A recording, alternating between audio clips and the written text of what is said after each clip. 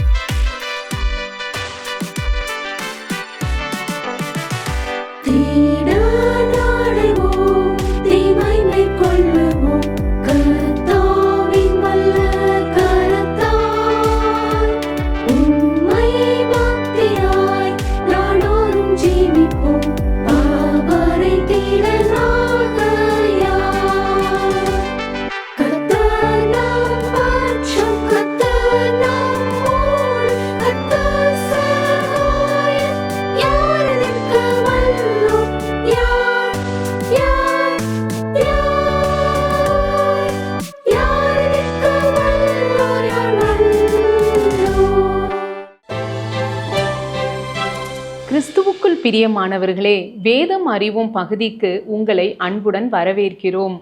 இந்த பகுதியில் நாம் எட்டுக்கால் பூச்சியை பற்றி பார்க்க இருக்கிறோம். எட்டுக்கால் பூச்சி என்பது சிலந்தியை குறிக்கும் பொதுவான பெயராகும். எட்டுக்கால் பூச்சியை ஆங்கிலத்தில் ஸ்பைடர் என்று அழைக்கிறோம். எட்டுக்கால் பூச்சி என்ற பெயர் குறிப்பிடுவது போல இவற்றிற்கு 8 கால்கள் உள்ளன. சிலந்தியின் உடல் அமைப்பு 2 பகுதிகளாக பிரிக்கப்பட்டுள்ளது. அவை சிலந்தியின் தலை மற்றும் மார்பு பகுதி இணைந்து உருவாகி இருக்கிறது. சிலந்திகள் என்பது பூச்சிகள் அல்ல, மாறாக ஆர்த்தோபோடா என்னும் பெரிய இனத்தை சார்ந்த உயிரினங்களாகும். சிலந்திகளுக்கும் பூச்சிகளுக்கும் வேறுபாடுகள் உண்டு. சிலந்திகள் கணுக்காலி இனத்தை சேர்ந்தவை.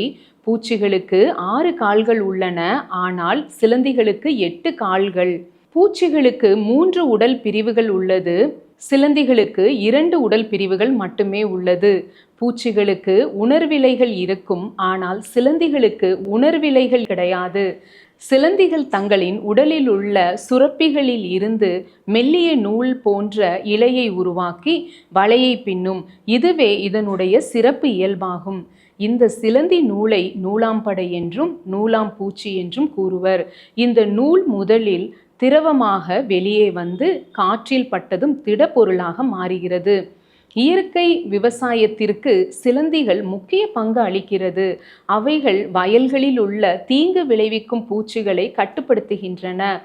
உலகம் முழுவதும் 53,000க்கும் மேற்பட்ட சிலந்தி இனங்கள் உள்ளன.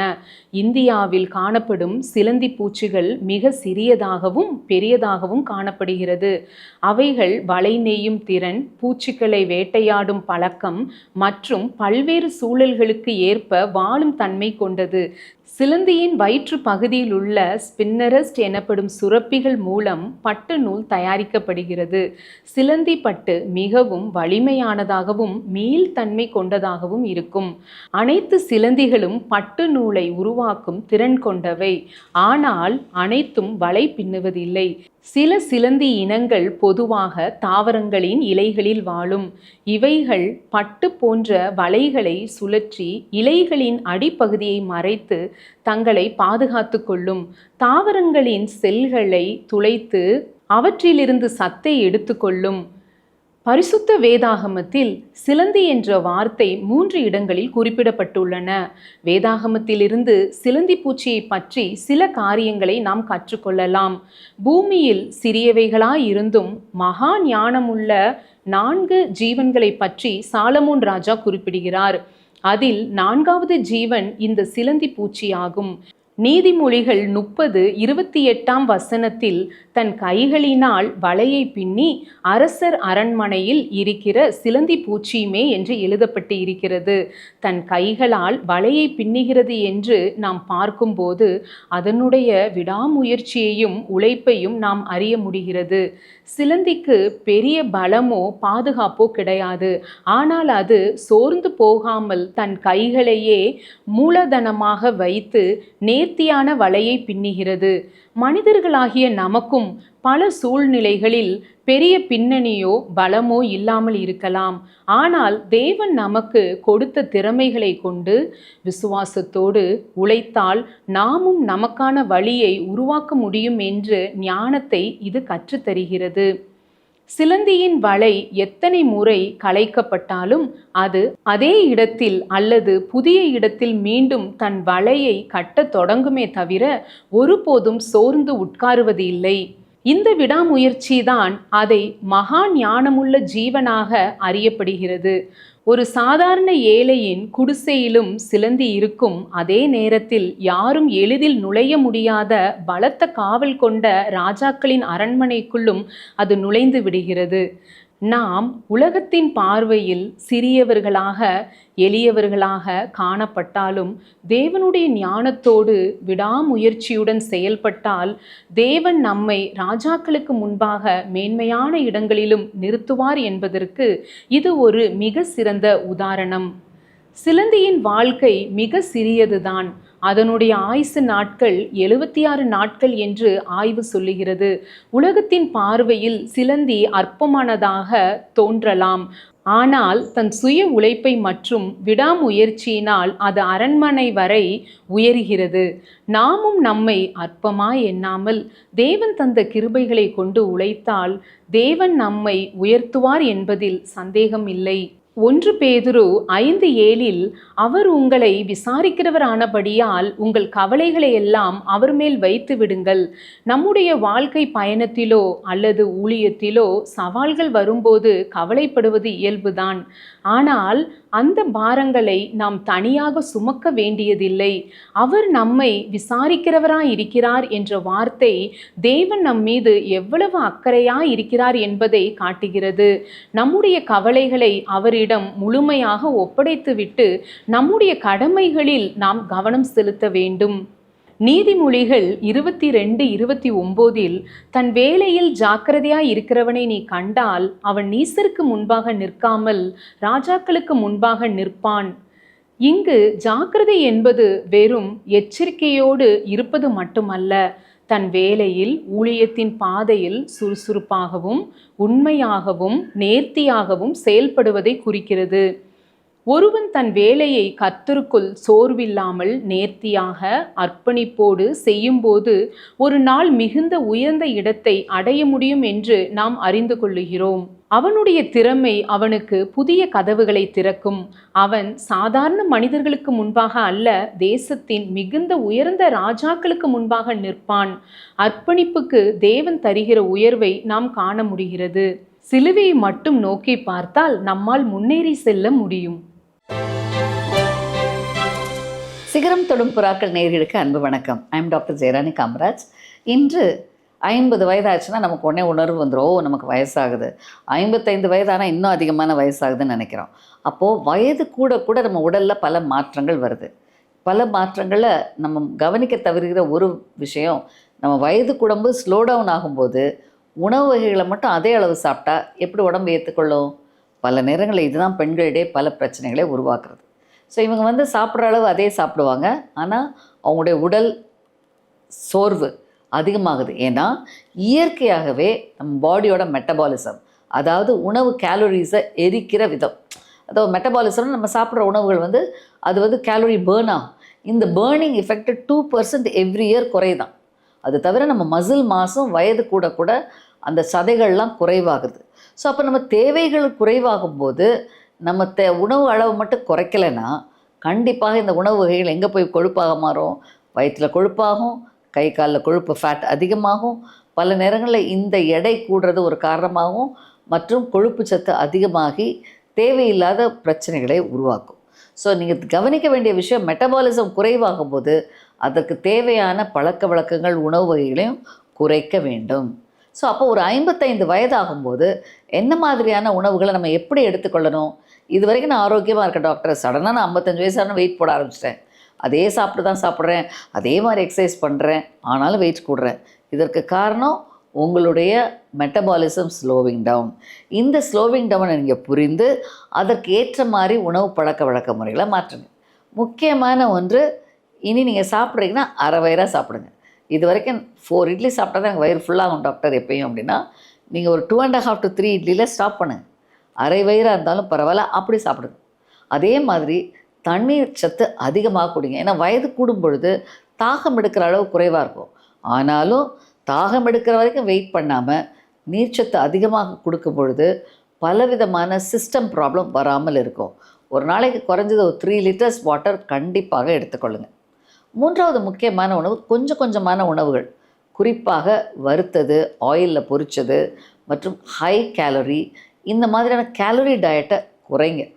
கூடுமான வரைக்கும் உங்கள் பிளேட்டில் ஒரு 1/3 பிளேட்டில் ஃபுல்லாக வெஜிடபிள்ஸ், நல்ல பச்சை கலரில் இருக்க பலவிதமான வெஜிடபிள்ஸ், எண்ணெயில் வறுக்காமல் அவிச்சு லைட்டாக தாளித்த வெஜிடபிள்ஸ், ஒரு பக்கம் ஃப்ரூட்ஸ், கலர்ஃபுல் ஃப்ரூட்ஸ், ஒரு பக்கம் நீங்கள் உட்கொள்கிற ரைஸ், இனிமேல் ஒயிட்டாக இருக்கிற ரைஸ் எல்லாம் கட் பண்ணி மில்லட்ஸ், ராகி, வார்கோதுமை மற்றும் நிறைய கம்பு, கேப்பை, சோளம், தேவைப்பட்ட முழு கோதுமை, இந்த மாதிரியான உணவு வகைகளை அதோட சேர்த்துக்கோங்க.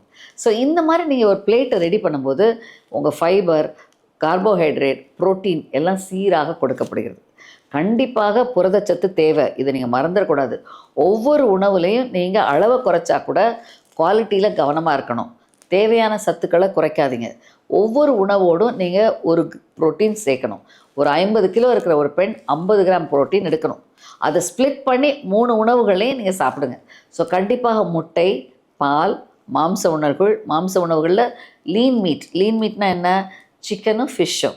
தேவையில்லாத ரெட் மீட்டை எடுக்காதீங்க. இந்த ரெட் மீட் தான் ஃபேட் அதிகப்படுத்தும், ஹார்ட்டுக்கு நல்லதில்லை. ஸோ லீன் மீட் நிறைய எடுத்துக்கோங்க. பயிறு வகைகள், சுண்டல், பருப்பு வகைகள், வெஜிடேரியனாக இருக்கவங்க புரதச்சத்தை கண்டிப்பாக தவிர்க்கக்கூடாது. மசில்ஸ்க்கு இது தேவை, உடலுக்கும் தேவை. ஸோ அடுத்து நீங்கள் கவனிக்க வேண்டிய முக்கியமான விஷயம் உடற்பயிற்சி.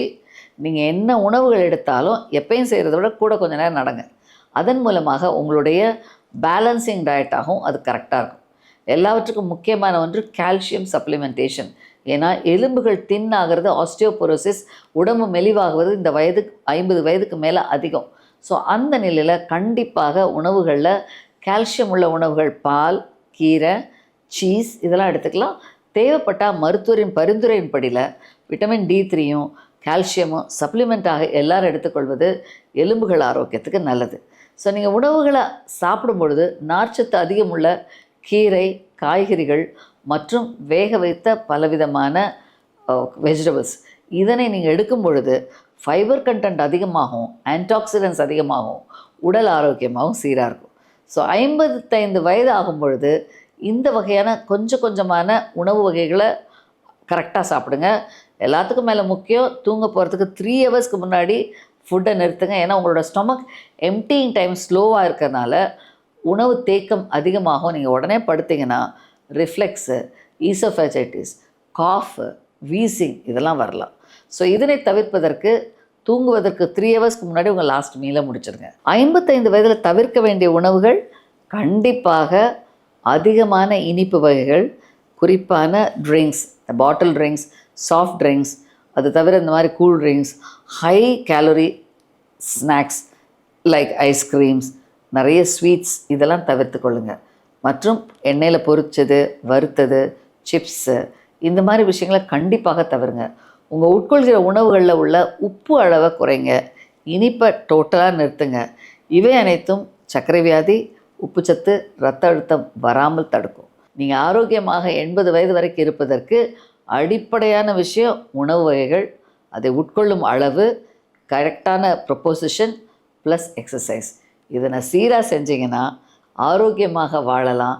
நோய் இல்லாமல் நீண்ட காலம் நல்ல ஆரோக்கியத்தோடு வாழலாம். இப்பொழுதும் நாம் கேட்ட மருத்துவரின் ஆலோசனைகளுக்காக ஜெபிக்க இருக்கிறோம்.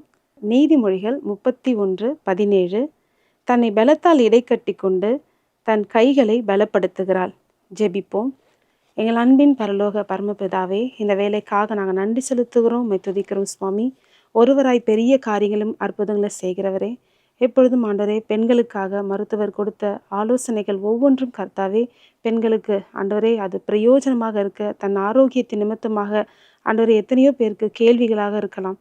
பரிசுத்த ஆவியானவர் தாமே இந்த வேளையில் நீர் கொடுத்த இந்த ஆலோசனைகள் ஒவ்வொன்றும் கர்த்தாவே ஆண்டவரே அவங்களோட சரீரத்து நிமித்தமாக அவங்க கவனம் செலுத்த கர்த்தர் நீர் உதவி செய்யும்படி நாங்கள் செபிக்கிறோம். கர்த்தாவே 50 வயது கடந்த ஒவ்வொரு பெண்களுக்கும் கர்த்தாவே அவங்க சரீரத்தில் காணப்படுகிற எல்லா சரீர குறைபாடுகள் எல்லாவற்றையும் கர்த்தாவே தன்னுடைய உணவு முறை கொண்டும் சரியான உடல் பயிற்சி கொண்டும் கர்த்தாவே அவங்க சீர்படுத்தி கொள்ள என் தேவன் தாமே ஆண்டவரே இந்த ஆலோசனைகள் ஒவ்வொன்றும் அவங்களோட வாழ்க்கைக்கு பிரயோஜனப்பட என் தேவன் நீர் உதவி செய்யும்படி நாங்கள் செபிக்கிறோம்.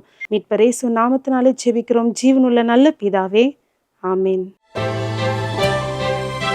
சிகரம் தொடும் புறாக்கள் என்ற பெண்களுக்கான பிரத்யேக நிகழ்ச்சிக்கு உங்களை அன்புடன் வாழ்த்தி வரவேற்கிறேன். குடும்பத்தையும் பண்பாட்டையும் தாங்கி பிடிப்பதில் பெண்கள் முக்கிய பங்கு வகிக்கின்றனர். வேதத்தில் முக்கியப்படுத்தப்படாத பெண்களை குறித்து நாம் அறிந்து வருகிறோம். முக்கியப்படுத்தப்படாத பாத்திரமாய் இருந்த போதிலும் அவர்களது வாழ்க்கை நாம் எப்படி வாழ வேண்டும் என்பதை கற்றுத்தந்து நம்மை வழி நடத்த வல்லமை உள்ளதாய் இருக்கிறது. இன்று ஆஸ்நாத்தை குறித்து அறிந்து கொள்ள இருக்கிறோம். ஆஸ்நாத்தை குறித்து ஆதியாகமம் 41 அதிகாரம் 45, 50 வசனங்களிலும் 46 அதிகாரம் 20 வசனங்களிலும் 3 முறை குறிப்பிடப்பட்டுள்ளது. ஆஸ்நாத் என்றால் சூரிய கடவுளின் வெகுமதி என்று அர்த்தம். ஆஸ்நாத் யார் என்பதே ஒரு கேள்விக்குறியாக காணப்படுகிறது. ஆஸ்நாத் யோசேப்பின் மனைவி என்பதில் சந்தேகமில்லை. ஆனால் அவள் யாருடைய குமாரத்தி என்பதில் வித்தியாசமான கருத்துகள் நிலவுகின்றன. முதலாவது, வேதாகமத்தின்படி ஆஸ்நாத் ஓன் பட்டணத்து ஆசாரியனாகிய போத்திபிராவின் குமாரத்தி. பார்வோன் யோசேப்பை எகிப்து தேசம் முழுமைக்கும் அதிகாரியாக்கி பின்பு தன் கையிலுள்ள முத்திரை மோதிரத்தை கழற்றி அதை யோசேப்பின் கையிலே போட்டு மெல்லிய வஸ்திரங்களை அவனுக்கு உடுத்தி பொன் சரப்பாணிகளை அவன் கழுத்திலே தரித்து தனது 2ஆம் ரதத்தின் மேல் அவனை ஏற்றி தெண்டனிட்டு பணியுங்கள் என்று ஆதியாகமம் 41 அதிகாரம் 41 43 வசனம் வரை கூறுகிறது. யோசேப்பின் ஸ்தானத்தை கௌரவிக்கும் விதமாக எகிப்தின் உயர்ந்த ஆசாரியன் போத்திபிராவின் குமாரத்தியான ஆஸ்நாத்தை பார்வோன் யோசேப்புக்கு மனைவியாக கொடுத்தான் என்று வேதாகமம் குறிப்பிடுகிறது. ஆதியாகமம் 41 அதிகாரம் 45 வசனத்தில் மேலும் பார்வோன் யோசேப்புக்கு சாப்நாத் பன்னையா என்கிற பெயரையிட்டு ஓன் பட்டணத்து ஆசாரியனாகிய போத்திபிராவின் குமார்த்தியாகிய ஆஸ்நாத்தை அவனுக்கு மனைவியாக கொடுத்தான். யோசேப்பு எகிப்து தேசத்தை சுற்றி பார்க்கும்படி புறப்பட்டான் என்று கூறுகிறது. இந்த திருமணம் பார்வோன் ராஜாவால் ஒழுங்கு செய்யப்பட்டது. இத்திருமணம் எகிப்திய வாழ்க்கைக்கு யோசேப்பை முழுமையாக தயார் செய்ய உதவியாய் இருக்கும் என்று பார்வோன் ராஜா யோசித்திருப்பான். ஆஸ்நாத் யோசேப்பை மணந்து மனாசே, எப்பிராயிம் என்ற 2 குமாரரை பெற்றெடுத்தாள். இஸ்ரவேலின் மற்றும் 2 கோத்திரம் உருவாக குடும்ப தலைவியான ஆஸ்நாத் காரணமானாள். அவளது குமாரர்கள் இஸ்ரவேலின் குடும்பத்தின் உடன்படிக்கையில் முழுமையாக ஏற்றுக்கொள்ளப்பட்டனர். அதாவது யாக்கோபின் பிள்ளைகளுக்கு சமமாக ஏற்றுக்கொள்ளப்பட்டனர். ஆஸ்நாத் தன் பிள்ளைகளை யூத முறைப்படி வளர்த்தார் என்று கூறப்பட்டுள்ளது. 2வதாக ஓன் பட்டணம் சூரிய வழிபாட்டு நகரம். இன்றைய கெய்ரோவின் வடகிழக்கு சுற்றுப்புறத்தில் அமைந்த எகிப்தின் பண்டைய நகரம். இங்கு ஆசாரியனாக இருந்த போத்திபிராவும் பார்வோனின் பிரதானியும் தலையாரிகளுக்கு அதிபதியுமாகிய போத்திபாரும் ஒரே நபர் என்று பொச்சர் சோர் என்பவர் கூறுகிறார். ஆனால் அவர்கள் வேறு வேறு நபர்கள் என்றும் அவர்களது தொழில் வேறு வேறு என்பதையும் வேதாகமும் சரித்திரமும் எடுத்து காட்டுகிறது. வேதாகமத்தில் ஆதியாகமம் 39 அதிகாரம் 1 வசனம் போத்திபாரை குறித்து குறிப்பிடுகிறது. ஆதியாகமம் 39:1 யோசேப்பு எகிப்துக்கு கொண்டு போகப்பட்டான். பார்வோனுடைய பிரதானியும் தலையாரிகளுக்கு அதிபதியுமாகிய போத்திபார் என்னும் எகிப்து தேசத்தான் அவனை அவ்விடத்திற்கு கொண்டு வந்த இஸ்மவேலரிடத்தில் விலைக்கு வாங்கினான். என்று கூறுகிறது. ஆதியாகமம் 41 அதிகாரம் 45 போத்திபிராவை குறித்து குறிப்பிடுகிறது. ஆதியாகமம் 41:45 மேலும் பார்வோன் யோசேப்புக்கு சாப்நாத் பன்னேயா என்கிற பெயரிட்டு ஓன் பட்டணத்து ஆசாரியனாகிய போத்திபிராவின் குமாரத்தியாகிய ஆஸ்நாத்தை அவனுக்கு மனைவியாக கொடுத்தான். இருவரது பெயரின் முன் பகுதி ஒரே மாதிரியாக காணப்படுவதால் இன்று வரை அவர்களது பெயர் விவாதத்திற்கு உரியதாக காணப்படுகிறது. போர்த்திபார் எகிப்திலே யோசேப்பின் எஜமான். யோசேப்பை விலைக்கு வாங்கி எகிப்துக்கு அழைத்து வந்தவர். போத்திபிரா ஓன் பட்டணத்து ஆசாரியராக இருந்தவர். மூன்றாவதாக இந்த ஆஸ்நாத் பற்றி பேராசிரியர் பட்டீசியா யூத புனித சரித்திர நூல்களிலிருந்து பல நிகழ்வுகளை வேத புத்தத்திற்கு வெளியே சரித்திரபூர்வமாக குறிப்பிட்டுள்ளார். ஆஸ்நாத் யோசேப்பின் சகோதரியான தீனாளின் மகள் என்று குறிப்பிடுகிறார். தீனாள் சீகேமிலே அத்தேசத்து பெண்களை பார்க்க சென்ற பொழுது அத்தேசத்தின் பிரபுவாகிய சீகேம் அவளை தன் வீட்டிற்கு கொண்டு போய் அவளை தீட்டுப்படுத்தினான். தீனாள் சீகேமிற்கு பெற்ற குழந்தை இந்த ஆஸ்நாத் என்று கூறுகின்றனர். நான்காவதாக போர்த்திபார் ஒரு நாள் சில வாலிபருடன் உல்லாசமாக வெளியே சென்ற பொழுது ஒரு சுவர் அருகில் ஒரு குழந்தையின் அழுக்குரல் கேட்டது. தன்னுடன் வந்தவர்களை அனுப்பி அக்குழந்தையை எடுத்து வரச் சொன்னான். குழந்தை அருகே ஒரு பிளேட்டில் அதன் விவரம் எழுதப்பட்டிருந்தது. அதனை கண்ட போர்த்திபார் அது ஒரு சாதாரண குழந்தை அல்ல, பெரிய எடுத்து குழந்தை என்று அறிந்து ஒரு தாதியை ஒழுங்கு செய்து அக்குழந்தையை எடுத்து வந்து தன் வீட்டில் வளர்த்தான் என்பது ஒரு கதை. அக்குழந்தை எபிரேய குழந்தையாக இருக்கலாம் என்று கருதுகின்றனர். ஐந்தாவதாக யோசேப்பு தன் திருமணத்திற்கு முன்பு தேசத்தின் தானியத்தை சேகரிக்க நாட்டின் பல பகுதிகளுக்கு சென்ற பொழுது ஓன் பட்டணத்திற்கு சென்றான். ஓன் பட்டணத்தின் கிரேக்க பெயர் ஹோலியோபோலிஸ் என்பதாகும். ஓன் பட்டணத்தில் போத்திபிராவின் குடும்பத்தை சந்திக்கிறான். அங்கே ஆஸ்நாத்தை காண்கின்றான். அப்பொழுது ஆஸ்நாத்துக்கு 18 வயது. அவளது உயரம், கவர்ச்சியான அழகு அப்பகுதி பெண்களை விட அழகாக இருந்தாள். எகிப்திய பெண்ணாக ஆஸ்நாத் சொல்லப்பட்டிருந்தாலும் எபிரேய பெண்ணை போல் காணப்பட்டார் என்று குறிப்பிட்டுள்ளனர். சாராளை போல உயரமாகவும் ரெபேக்காளை போன்று கவர்ச்சியாகவும் ராகேலை போல அழகுள்ளவளாகவும் இருந்தாள் என்று கூறப்பட்டுள்ளது. தேவனுக்கு பயந்தவனும் சுய கட்டுப்பாடு மிகுந்தவனும் பரிசுத்த நடக்கை உடையவனும் ஞானமும் அறிவும் தேவ ஆவியையும் பெற்றவனுமாகிய யோசேப்புக்கு தன் மகள் ஆஸ்நாத்தை மனைவியாக கொடுக்க அவள் தகப்பன் போத்திபிரா விரும்பினான். ஆனால் ஆஸ்நாத் அவனை விரும்பவில்லை. அந்நிய தேசத்தைச் சேர்ந்தவன், கானான் தேசத்து மேய்ப்பனின் மகன், போர்த்திபார் வீட்டின் அடிமை, எகிப்திய சிறையில் இருந்தவன் என வெறுத்தாள். ஆனால் அவனை நேரில் கண்டபொழுது தன் எண்ணத்தை மாற்றிக்கொண்டாள். ஆறாவதாக ஆஸ்நாத்தின் கதையை ஒரு காதல் கதையாகவும் ஒரு விசேஷித்த சம்பவமாகவும் வரலாறு தெரிவிக்கிறது. முதலில் யோசேப்பை பார்க்கும் முன் அந்நிய தேவர்களையும் சூரிய வணக்கத்தையும் செய்து வந்த அவளை யோசேப்பும் வேண்டாம் என்றான். முதலில் ஆஸ்நாத் யோசேப்பை கண்டபொழுது தன் தவற்றை உணர்ந்தாள். அவன் மீது காதல் கொண்டாள். யோசேப்பின் அழகிய தோற்றம், அவன் வந்த பார்வோனின் 2வது தங்கமயமான ரதம், அவனது முகப்பிரகாசம் அவளை ஈர்த்தது. கண்டதும் காதல் கொண்டாள். அவனுக்காக தான் வணங்கும் தேவர்களை விட்டுவிட்டு யோசேப்பின் தேவனாகிய இஸ்ரவேலின் தேவனை மனம் திரும்பி தன் தேவனாக ஏற்றுக்கொண்டாள். ஆஸ்நாத் 7 நாட்கள் உபவாசித்து யோசேப்பை தவறாக நினைத்ததற்காய் மனம் வருந்தி அதற்காக தன்னை மன்னிக்க வேண்டி தன்னை தாழ்த்தி மனம் திரும்பினாள் என்று கூறப்பட்டுள்ளது. திருமணத்திற்கு முன்பாகவே அந்நிய தேவர்களை தன்னை விட்டு நீக்கிவிட்டாள். தன்னை யோசேப்பிற்கு தகுதிப்படுத்தி கொண்டு அவனை மணந்தாள் என்று யூதர்களின் மிக முக்கிய புனித நூலான டூராவில் குறிப்பிடப்பட்டுள்ளது. ஆஸ்நாத்தை குறித்து அநேக விதமான கருத்துக்கள் இருந்தாலும் அவள் தன் வாழ்வில் இஸ்ரவேலின் தேவனை தெய்வமாக ஏற்றுக்கொண்டு யோசேப்பை மணந்து இஸ்ரவேலின் 2 கோத்திரங்களுக்கு தாயாகி பிள்ளைகளை யூத முறைப்படி வளர்த்ததன் மூலம் ஆஸ்நாத் சிகரம் தொட்டாள். இன்றைய நாளிலே யோசேப்பின் மனைவி ஆஸ்நாத்தை குறித்து அறிந்து கொண்டோம். தொடர்ந்து நிகழ்ச்சியை வியாழனன்று இரவு 8 மணிக்கு நம்பிக்கை டிவியில் காணத் தவறாதீர்கள். ஜெபிப்போம். எங்கள் அன்பின் ஆண்டவரே, இந்த நாளிலே யோசேப்பின் மனைவி ஆஸ்நாத்தை குறித்து அறிந்து கொள்ள உதவி செய்தீர். நன்றி அப்பா. அந்நிய தெய்வத்தை வழிபடும் ஆசாரியனது மகளாய் இருந்த போதிலும் தனக்கு கணவனாக போகும் யோசேப்பிற்காக யோசேப்பின் தெய்வத்தை தன் தெய்வமாக ஏற்றுக்கொண்டு தன்னை தகுதிப்படுத்தி அவனை மணந்தாள் என்று பார்த்தோம். தேவன் அவளை 2 கோத்திரங்களுக்கு தாயாகும் தகுதி கொடுத்து கனப்படுத்தினார். நாங்களும் கனத்திற்குரியவர்களாக வாழும் கிருபையை தேவரீர் எங்களுக்கு தர வேண்டும் என்று சொல்லி ஜெபிக்கிறோம். இயேசுவின் மூலம் ஜெபங்களும் பிதாவே, ஆமேன். விஸ்வவாணி என்பது இந்தியாவில் அறியப்படாத இடங்களில் நற்செய்தியை அறிவித்து தாழ்ந்து கிடக்கும் சமுதாய மக்கள் சமுதாயத்தில் உயர்ந்த நிலையை அடைவதற்கான அனைத்து கட்டமைப்புகளையும் ஏற்படுத்தி தரும் ஓர் மக்கள் இயக்கம்.